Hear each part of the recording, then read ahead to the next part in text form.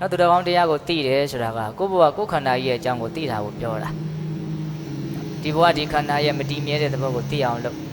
မတည်မြဲတဲ့အတွက်ကြောင့်ကောင်းမွန်တဲ့သဘောမဟုတ်ဘူးဆိုတဲ့ဒုက္ခကိုသိအောင်လုပ်မတည်မြဲတဲ့အတွက်ကြောင့်ဖြစ်ပြီးရင်မရှိတော့တဲ့သဘောတွေကြီးဖြစ်တဲ့အတွက်ကြောင့်တန်ဖိုးမဲ့တယ်ဆိုတဲ့အနတ္တသဘောကိုသိအောင်လုပ်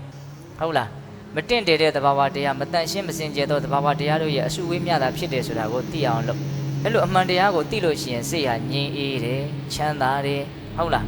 သစ္စာလေးပါးကိုသိတဲ့အဆင့်ထိရောက်အောင်မြန်သူတော်ကောင်းတရားကိုသိခဲ့မယ်ဆိုရင်ဘဝခန္ဓာကိုဒုက္ခသစ္စာပဲဆိုတဲ့အဆင့်ထိကိုသိအောင်လုပ်ခဲ့မယ်ဆိုရင်တော့ဒီစိတ်နှလုံးဟာအလွန်တရာမှငြိမ်ချမ်းပဲချမ်းသာ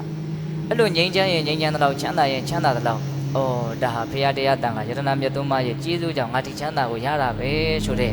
နော်အတိနဲ့အလိုအလျောက်ယတနာမြတ်သုံးပါးရဲ့ပုံမှာတန်ဖိုးထားတဲ့စိတ်မြတ်လို့တဲ့စိတ်ဟုတ်လားအများကြီးထက်တန်လာတာ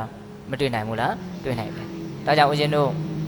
သောတပတိမေညာပူညာကိုရလို့သစ္စာလေးပါးကိုသိလို့နိဗ္ဗာန်ချမ်းသာကိုမျက်မှောက်ပြုနိုင်သည့်အထိချမ်းသာစေချမ်းသာမှန်ကိုရတော်မူကြတဲ့အရိယာသူတော်ကောင်းတွေဘုရားတရားတန်ခါယတနာမြတ်သုံးပါးရဲ့ပုံမှာယုံကြည်မှုဆိုတဲ့တတ္တတရားဟာပြောင်းလဲမှုရှိသေးသလားမရှိတော့ဘူးတရားကိုသိသွားလို့နော်ယတနာမြတ်သုံးပါးရဲ့ပုံမှာကြည်ညိုမှုကအပြောင်းလဲမရှိတော့တာခိုင်မြဲသွားတာဘုရားတို့အခုပုထုဇဉ်တွေဆိုတာကြတော့အခုကြည်ညိုတဲ့တော့ကြည်ညိုခြင်းမှကြည်ညိုပဲအခုကောင်းထင်တဲ့တော့ကြအကောင်းထင်ခြင်းမှထင်ပဲဘာဖြစ်လို့တုံးဆိုတော့ကိုယ့်ရဲ့သူတော်ကောင်းတရားကိုသိတဲ့အသိဉာဏ်ပညာကအဆက်မမီသေးလို့ပေါ့နော်